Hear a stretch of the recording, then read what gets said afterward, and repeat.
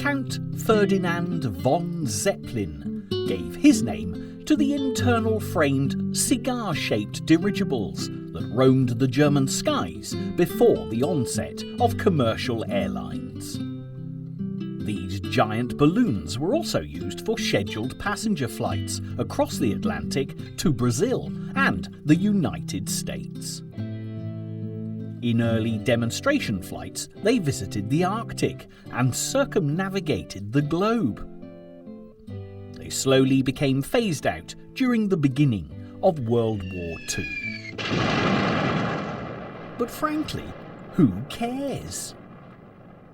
The only Zeppelin we're concerned about is made of lead, a whole lot of lead.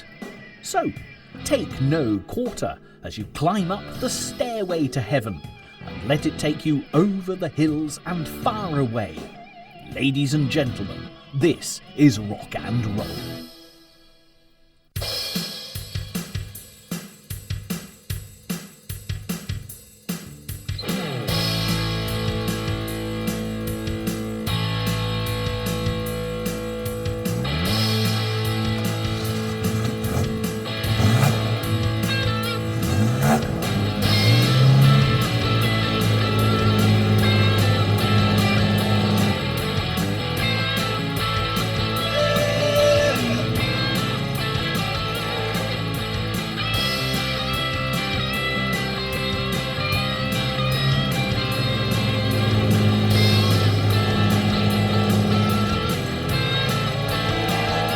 Robert Anthony Plant, lead singer and rock god, was born on August the 20th, 1948, in the town of West Bromwich, Staffordshire, a suburb of Birmingham, England.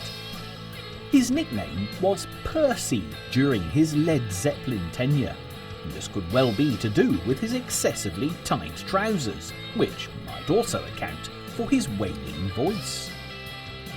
He would use his powerful tool, I'm talking about his vocal prowess now, to define Led Zeppelin in much the same way that Ozzy Osbourne, born in Birmingham in the very same year, would do with Black Sabbath.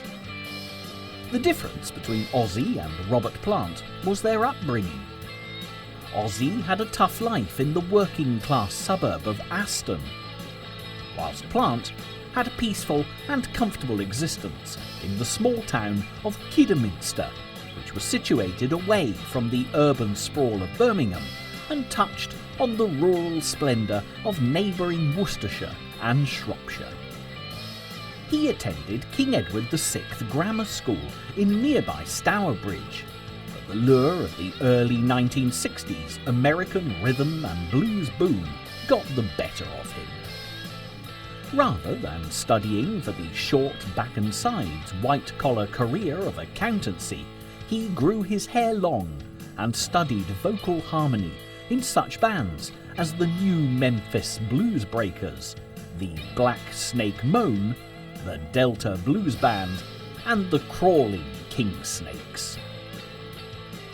It was in the last band that he formed a close friendship with the powerhouse drummer John Bonzo Bonham. Bonzo would join Plant in his new group, the Band of Joy, who would go on to release 3 unsuccessful singles.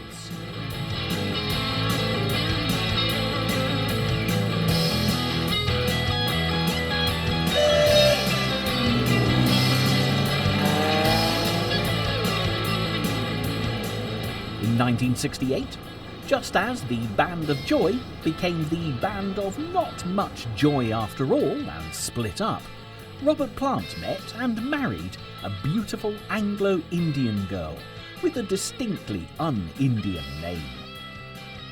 She was called Maureen Wilson, and she would be his wife until the middle of the 1980s.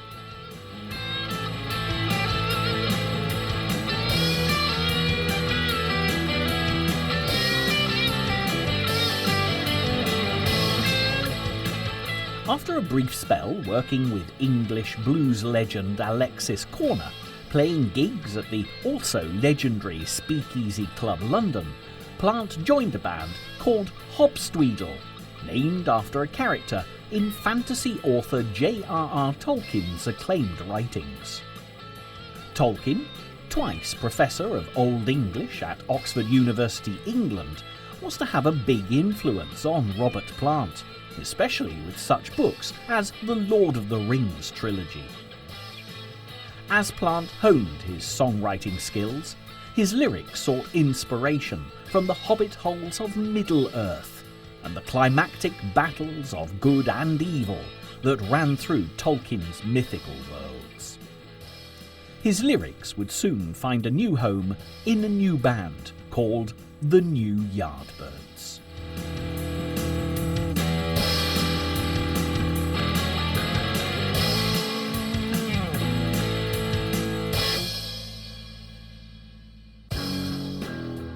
John Henry Bonham, Led Zeppelin's hard-hitting drummer and giant grizzly bear of a man, was born on the 31st of May 1948, weighed in at an impressive 10 pounds and 4 ounces. His mother struggled for 26 hours to deliver him, and at one point, the nurses at Birmingham Hospital thought he had given up.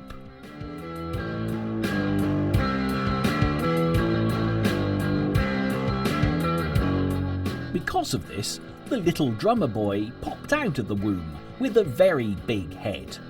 That's not to say he was boasting about how long it had taken the nurses to drag him out. It was because of the arduous birth that his head had become swollen and bruised. It was the size of one of his bass drums. Well, possibly.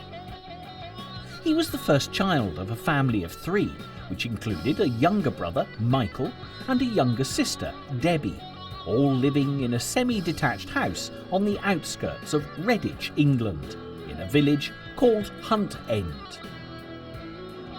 It was an affluent household due to Grandfather Bonham running a large construction business, and Bonzo often constructed his own drum kits from an early age.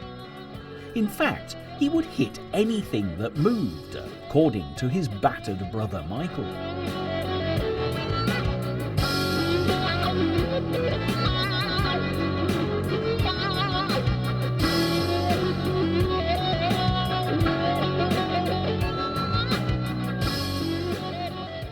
Bonzo went to Wilton House Private School in Worcester Road, Redditch, and then on to Lodge Farm Secondary School.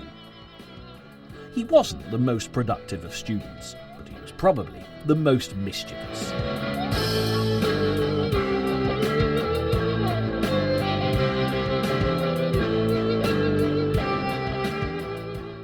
As soon as he left, Bonzo began drumming for a living in bands such as the Blue Star Trio, Terry Webb and the Spiders, the Senators, and the Crawling King Snakes. The latter was where he first met and befriended the raw-voiced Robert Percy Plant, who then recruited Bonzo into the Band of Joy. Like Plant, Bonzo settled down into marriage early with Pat Phillips on February the 19th, 1966. They had a young son called Jason, who would grow up to be a drummer too, taking on his late father's role in Led Zeppelin briefly during the 1980s.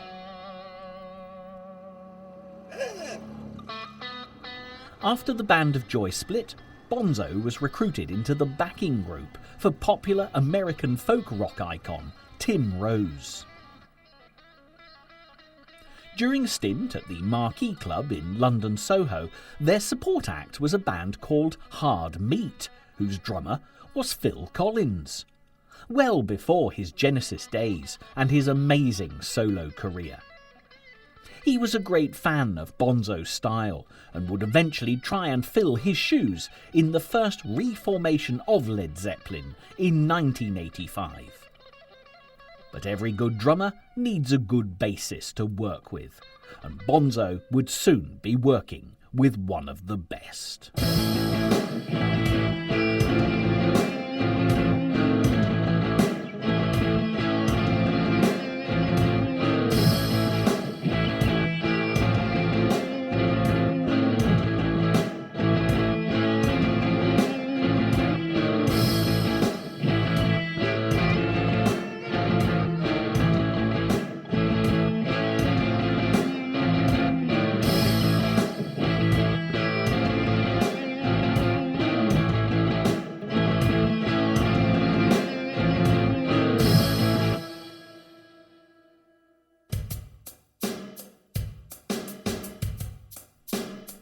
John Paul Jones was Led Zeppelin's bassist, not the legendary Revolutionary War hero, and the official quiet one, a stereotypical member that every great band must have. Think John Deacon of Queen, George Harrison of the Beatles, Charlie Watts of the Rolling Stones, and Syd Barrett of Pink Floyd. John Paul Jones was actually born John Baldwin on the 3rd of January 1946 in Sidcup, Kent, England, but changed his name on the insistence of a producer in London during the 1960s.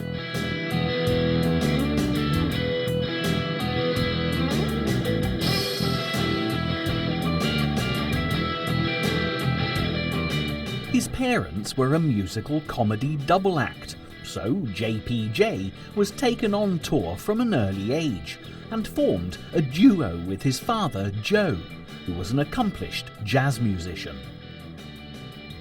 After leaving Christ College boarding school, JPJ turned professional and accepted an offer from Tony Meehan and Jet Harris, ex-drummer and bassist from The Shadows, to join their backing band. Meehan and Harris had just scored a #1 hit called Diamonds, which had a certain Jimmy Page playing lead guitar on it.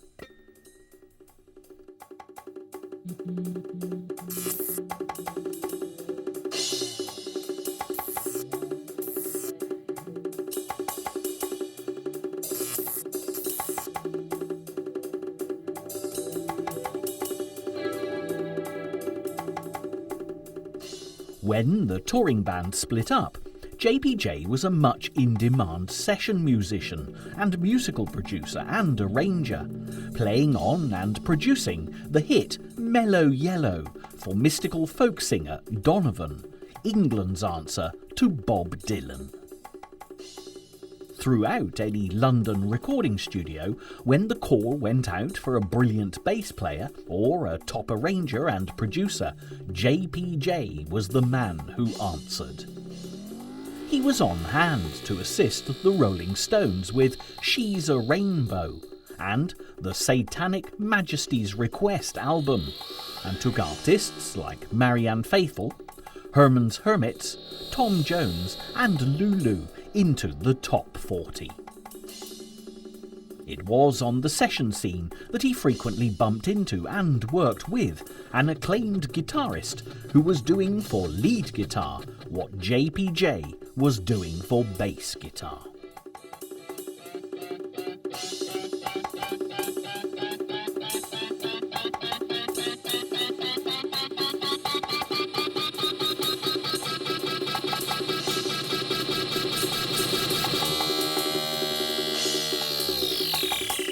Jimmy Page, Led Zeppelin's innovative lead guitarist and one-time lover of the occult, was born on the 9th of January 1944 in the North London suburb of Heston, Middlesex, England, as James Patrick Page. Until he was 8 years old, Jimmy would spend his time roaming around his great-uncle's 400-acre estate in the English countryside, near the town of Northampton.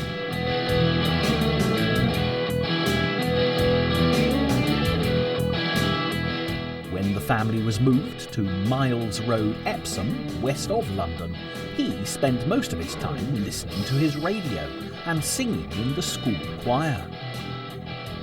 In 1957, his parents gave him a Spanish guitar as a birthday gift. He graduated from that to a second-hand 1949 Les Paul electric guitar.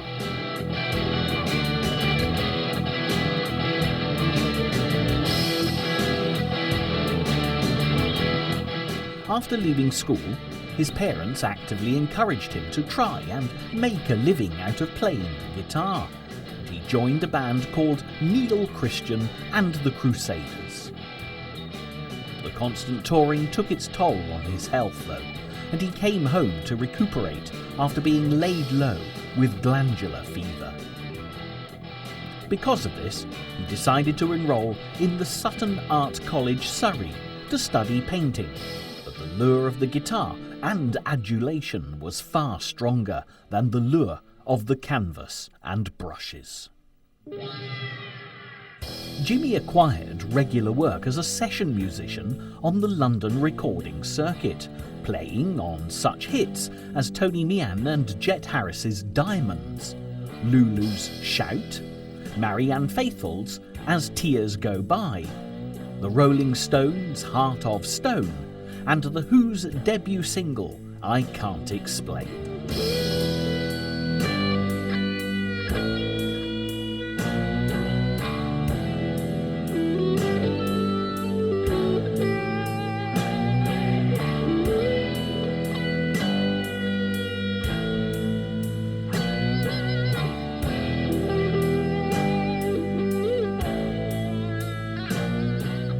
He also played in the Alexis Corner Blues Incorporated band, who had a regular slot every Thursday night at the Marquee Club, Soho, London.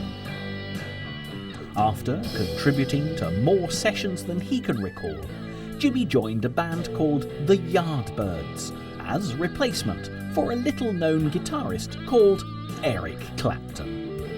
I wonder what happened to him. I doubt if he got anywhere. The Yardbirds were a blues band managed by Peter Grant, who began their career at the Crawdaddy Club in Richmond, London, England.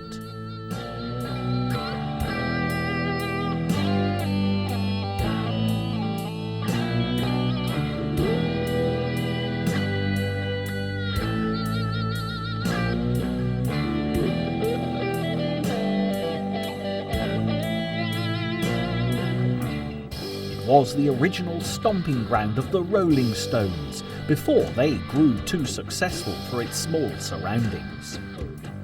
Throughout several successful incarnations, the lineup featured Eric Clapton, Jeff Beck and Jimmy Page. But commercial success was never forthcoming due to financial legalities with their record company, and the band began to slowly disintegrate.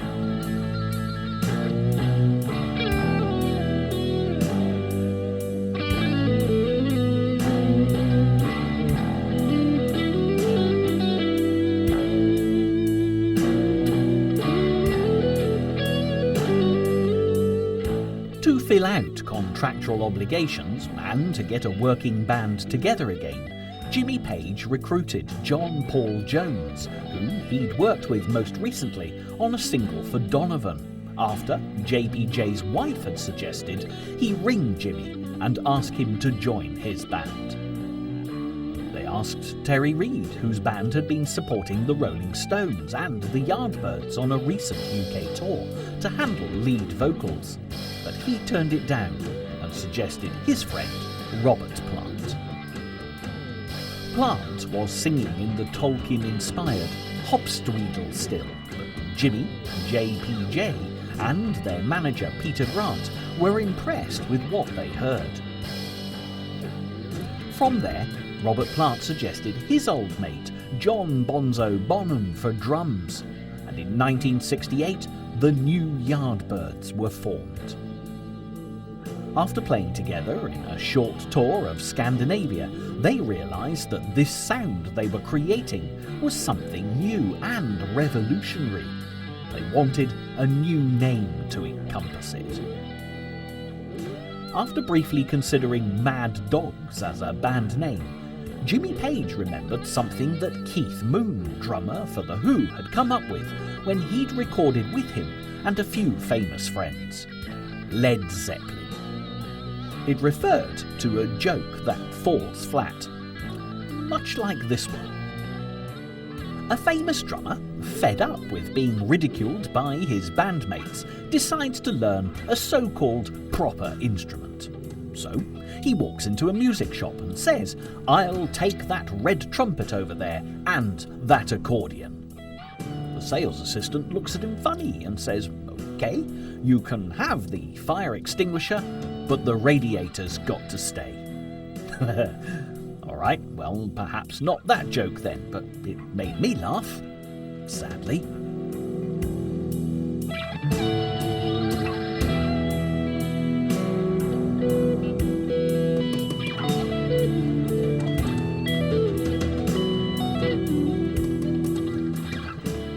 The oft-quoted phrase for any British bands that hadn't performed well at a paying gig was that they'd gone down like a lead balloon. This became corrupted by Keith Moon, and the name stuck in Jimmy's consciousness.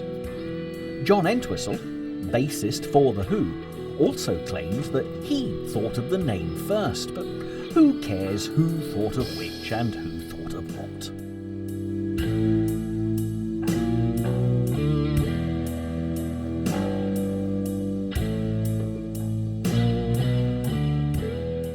Their first album, the eponymously titled Led Zeppelin, was recorded in just 36 hours and captures some of their smouldering energy and musical adventures, honed to perfection throughout the tour of Scandinavia.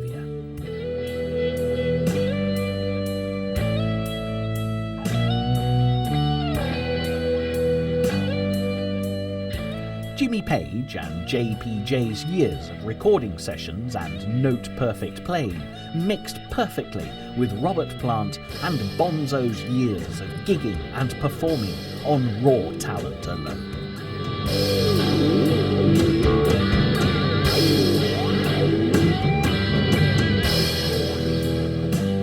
Peter Grant, the band's spontaneous and innovative manager, secured them an American distribution deal through Atlantic Records in New York, which allowed the band total creative control over their albums.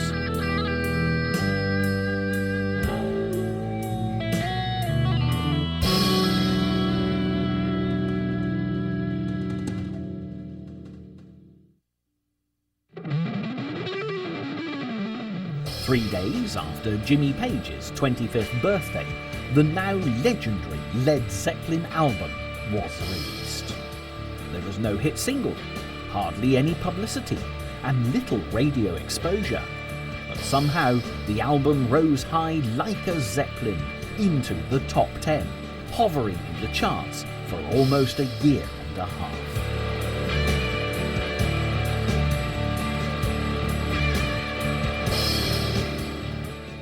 In 1969, Led Zeppelin performed a few warm-up gigs in England before departing for a tour of North America.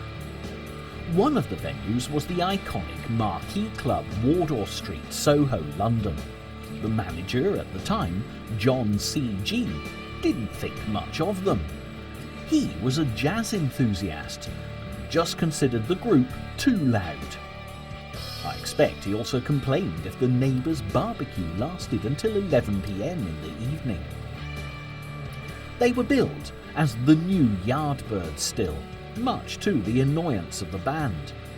The Yardbirds had not been a UK hit for a while, but the promoters still insisted on trading off a proven name. In America, they were given the chance to prove themselves as Led Zeppelin.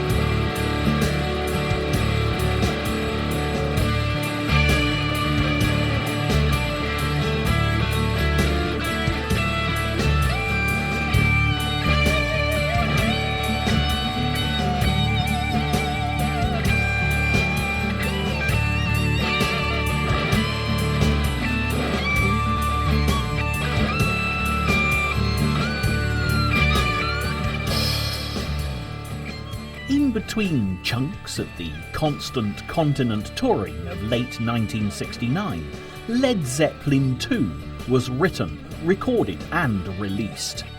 It hailed a new decade of decadence by storming into the #1 spot on December the 27th and knocking the Beatles' Abbey Road from their usual position.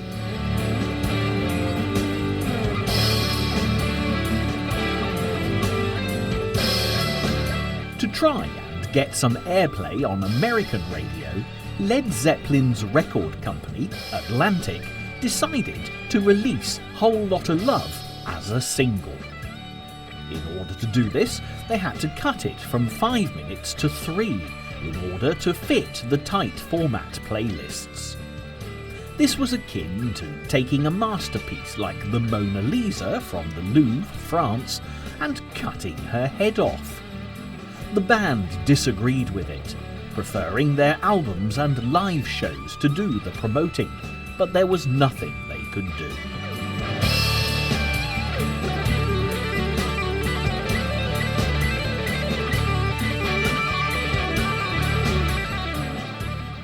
On another tour, the band arrived in Denmark to find themselves on the receiving end of some legal action threats. Ms. Eva von Zeppelin, a local relative of the German designer of the famous airship, was not happy about what she felt was a defamatory use of the family name.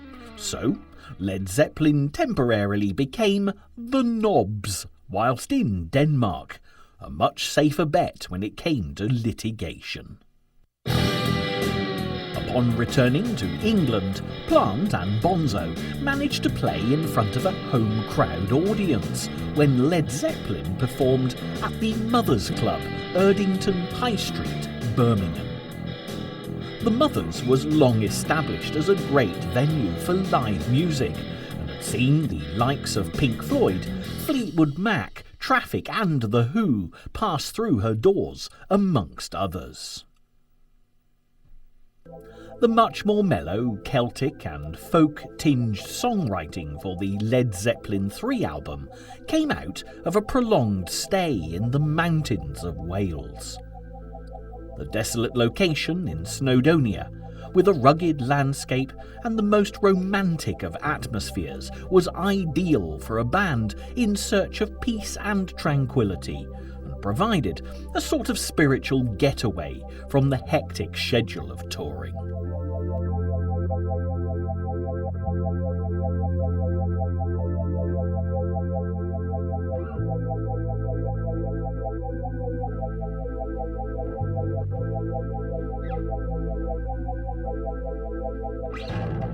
However, they actually recorded the album at Headley Grange, Hampshire, an old stately home where the band wheeled in a mobile recording studio to capture them in action. They returned there to record most of their fourth album too, not long after completing more mammoth tours of England and overseas.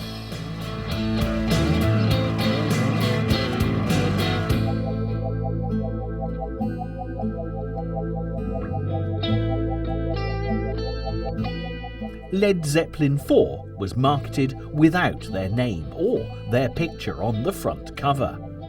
The band wanted people to buy it purely on the basis of how good the music was, and not how good a commercial name was Led Zeppelin. It was to be their seminal album, within which heralded their seminal song, Stairway to Heaven. At this time, Jimmy Page had become fascinated with the philosophies of Aleister Crowley, a self-proclaimed oddball with an interest in the spirit world and author of many published books on the occult. He referred to himself as the Great Beast 666, and Jimmy Page collected Crowley memorabilia from everywhere he could, even going so far as to purchase and live in Boleskine House, Crowley's country manor house in Scotland. Crowley is well known for his dealings in the black arts and certainly stood out as an anti-establishment figure with his own unique cult and hedonistic lifestyle. By now, Robert Plant and John Bonham had settled down into a life of domesticity that belied their hard-rocking day jobs. Both of them had young children, and both bought working farms to allow their children to grow up with some freedom. Plant bought Jennings Farm, Blakeshall, Wolverley, directly situated in between Kidderminster and Worcester. And Bonzo bought the Old Hyde Farm in Cutnall Green. Both family homes were situated in Worcestershire, England, close to where they grew up.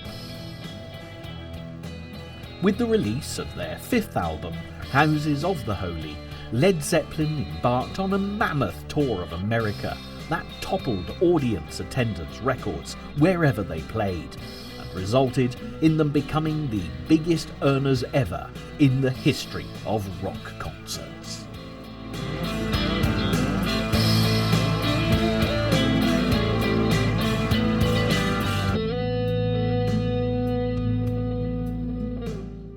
They even flew to gigs in a specially chartered Boeing 720B, which had been converted into a flying hotel called Starship. Hijinks and schoolboy pranks were the order of the day whilst on tour. In one grounded hotel, after throwing everything out of a guest room window and into a swimming pool down below, they settled the bill with the manager, who confessed that he'd always wanted to do the same with a TV set. Peter Grant, Led Zeppelin's manager, peeled off a few more dollar bills and said, "Have one on me." The final concerts of the tour were played out at Madison Square Gardens, New York, and were filmed for posterity. They wouldn't be released until a few years later. Led Zeppelin then set up their own record label called Swan Song, and promptly signed up a band called Bad Company, who consisted of ex-members from such great groups as Free, Mott the Hoople and King Crimson.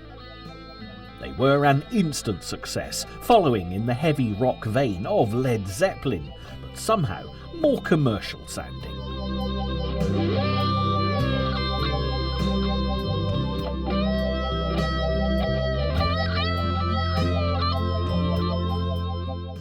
Physical Graffiti was Led Zeppelin's double-disc sixth album, again recorded at Headley Grange, Hampshire, England, but it was the first to be released on their own record label, Swan Song.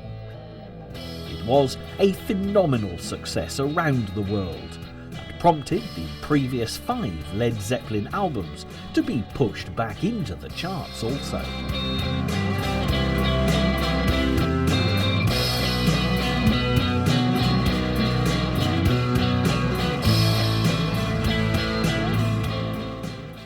Having 6 albums in the chart at the very same time was a feat that has never, and probably will never, be repeated by any other artists in the history of rock.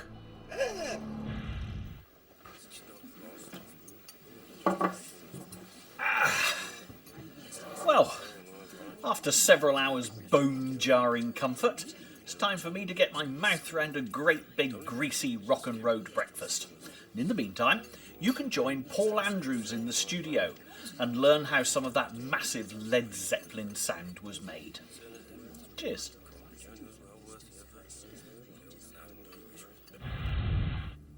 For his most well-known work with Led Zeppelin, Page is most famous for using 3 different types of guitar: the Gibson Les Paul, the Gibson SG, and the Fender Telecaster.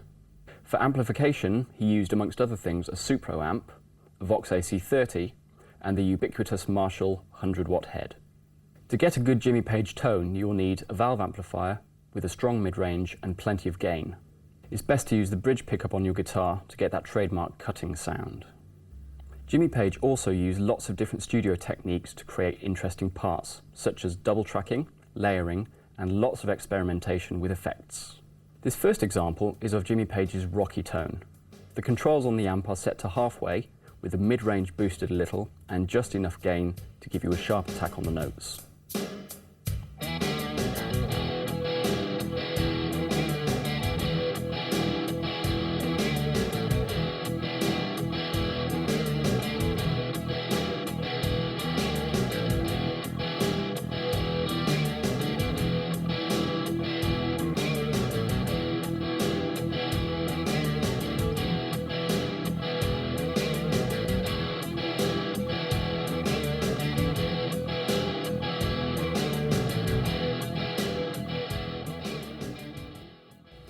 For this next example, we'll have a look at the more experimental side of Led Zeppelin.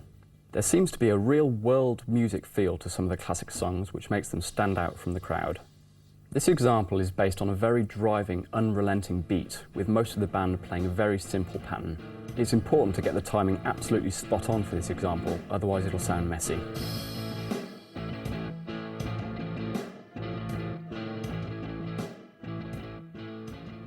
The last example is of the more contemplative side of Jimmy Page. It's a basic first position chordal progression that's exclusively finger-picked.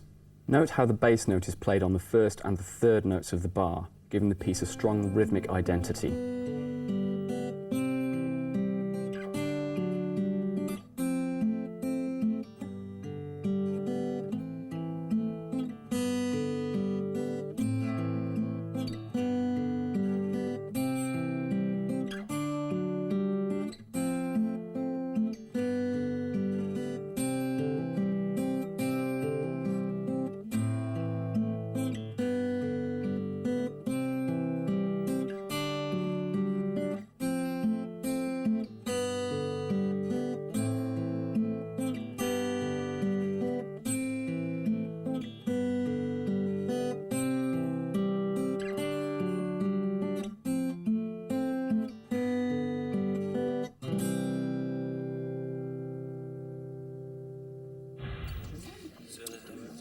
Thank you for that, Paul. Very refreshing, as was the 8,500 calories of British bacon and beans that I've just consumed. So, in the meantime then, back to the plot. Sorry? I thought I looked rather distinguished. Led Zeppelin performed in the UK for the first time in 2 years, using their experience of putting on their spectacular American stadium shows. The venue was Earl's Court Arena, London. The tickets were sold out in an instant. The British press finally woke up to what the world had known for 7 years. Led Zeppelin were the best rock band to walk the earth. If dinosaurs had picked up instruments and bestrode the land, playing loud, roaring louder, and frightening the socks off any cavemen that tried to kill them off, that was Led Zeppelin and the British press.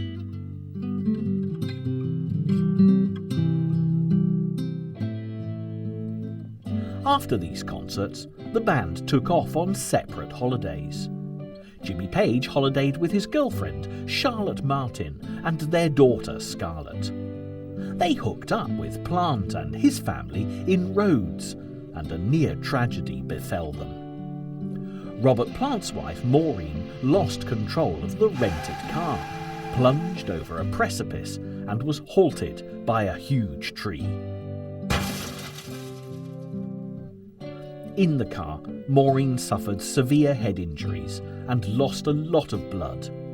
Plant broke his elbow and severely damaged his ankle. Both of Plant's children were injured, but Scarlett Page, who was travelling with them, escaped with just shock.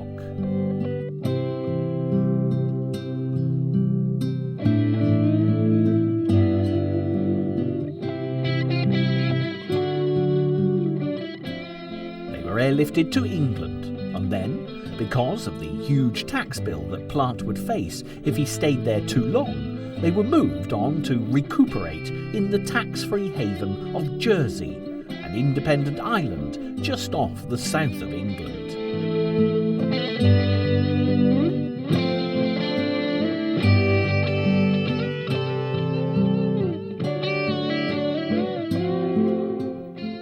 During 1976, the band recorded the album Presence, which, although another worldwide smash, was a somewhat downbeat affair. Plant recorded all his vocal parts sitting in a wheelchair and didn't know when he'd be able to strut around the stage on tour again.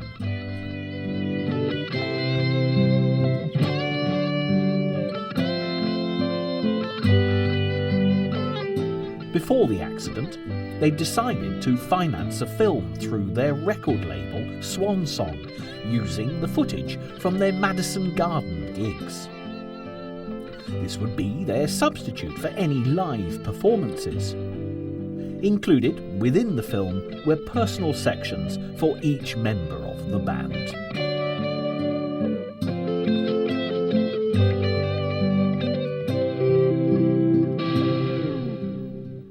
Robert Plant attempted an Arthurian legend type of Middle Ages adventure with Raglan Castle in Wales, England, as his backdrop, a white horse as his steed, and his wife Maureen as the pretty damsel in distress. Jimmy Page attempted to climb the mountain behind his Boleskine House home in Scotland to act out the symbolism of a young man fighting his way to the top to meet old Father Time, both parts being played by Jimmy. He insisted that this be done under the night sky of a full moon.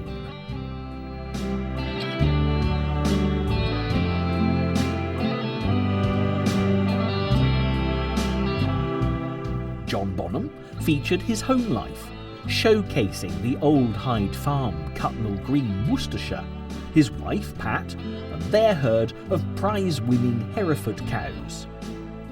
It also featured his hobbies, such as playing pool at the local Conservative club, zipping around country lanes on his powerful motorbike, driving a dragster at terrifying speed down a racetrack, and having a quiet pint in his local pub, the Duke of Marlborough.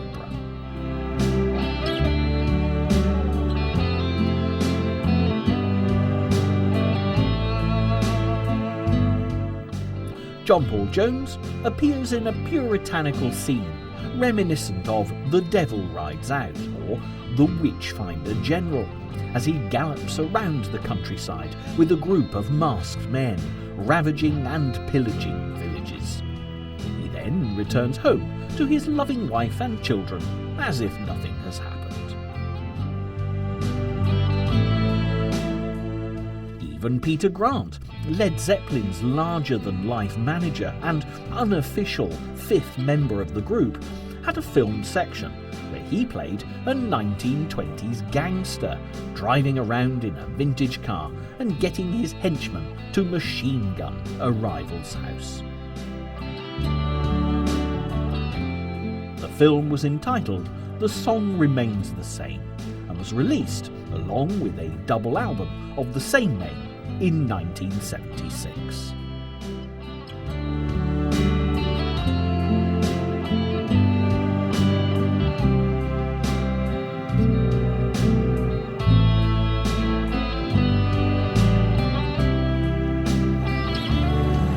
Both were a worldwide hit, which was getting to be something of a habit for the band. But this was all about to change. In 1977, a hugely successful American tour was cut short when Robert Plant received a horrifying phone message in New Orleans.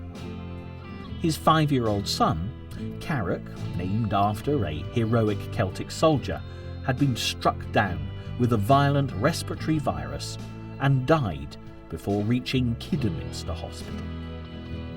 Understandably, it changed Robert Plant forever and spelled out the beginning of the end for Led Zeppelin. Bonzo had returned with Plant to Birmingham and, in grief for his friend's son, he spun his car off the road near the Old Hyde Farm and broke 3 ribs.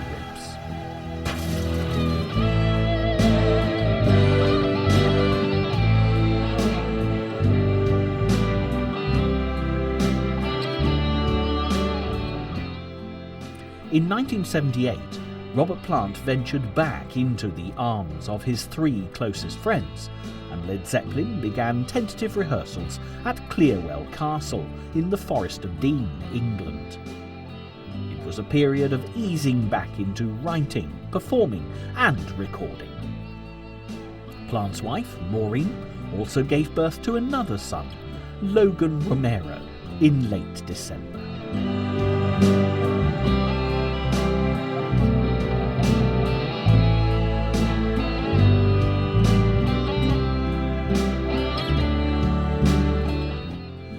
In 1979, In Through the Outdoor, Led Zeppelin's 9th album, this time under the creative control of John Paul Jones, was released.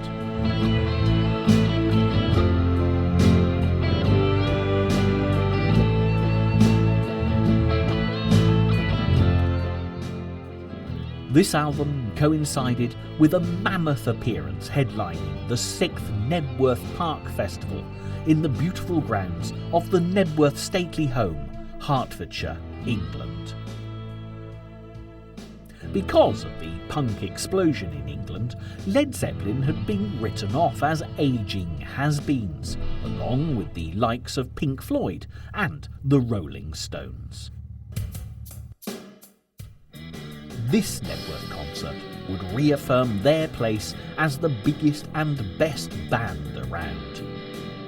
Within 2 days of announcing the Knebworth Park gig, 264,000 tickets were sold. Fans travelled from as far afield as America, Canada, Japan, Ireland and Europe, all camping for days beforehand in the vicinity of Knebworth Park. Just as the August sun was setting over the countryside, Led Zeppelin took to the stage and over 218,000 people enjoyed their 3-hour comeback set.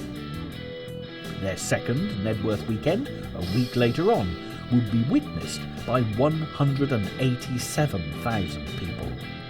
Led Zeppelin proved they could still rock.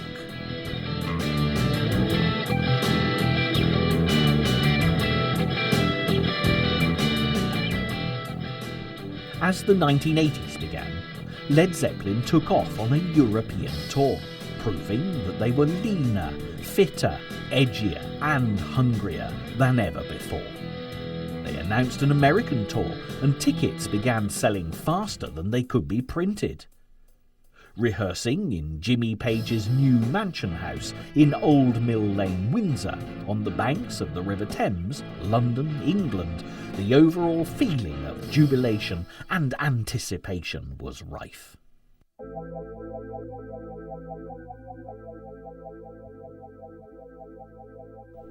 John Bonzo Bonham, the heaviest drinker in the band, was helped to his bedroom on September the 25th, 1980, and died in his sleep due to the effects of the alcohol on his body. It was a tragic accident.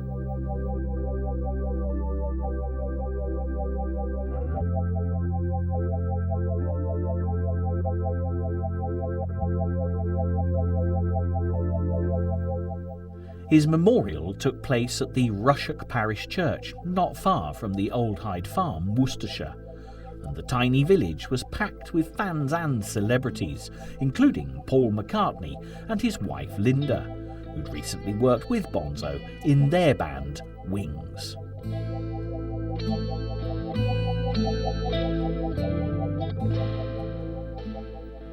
In the aftermath, the 3 surviving members of Led Zeppelin, stricken with grief, unanimously agreed to disband the band. Nobody could replace the powerhouse, the engine and the dynamic force of John Bonzo Bonham on drums.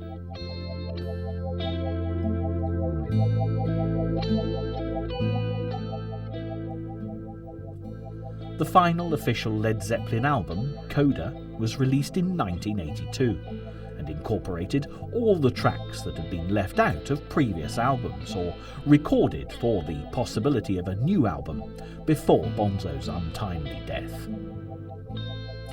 In 1985, Led Zeppelin briefly reformed, with longtime Bonzo fan Phil Collins on drums for the charity concert Live Aid. They performed at the JFK Stadium, Philadelphia, USA, to help raise money for the starving people of Ethiopia.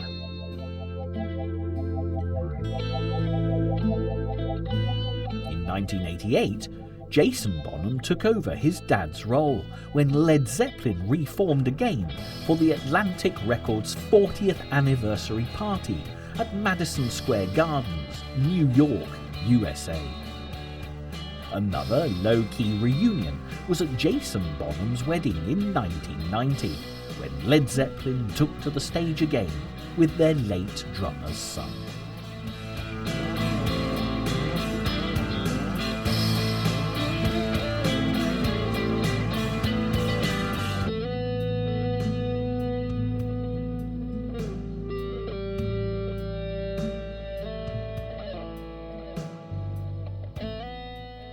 The three surviving individual members of Led Zeppelin have all forged successful solo careers in the years following Bonzo's death. But their legacy remains a difficult shadow to step out of. Led Zeppelin will always remain the pinnacle of the misty mountain of rock.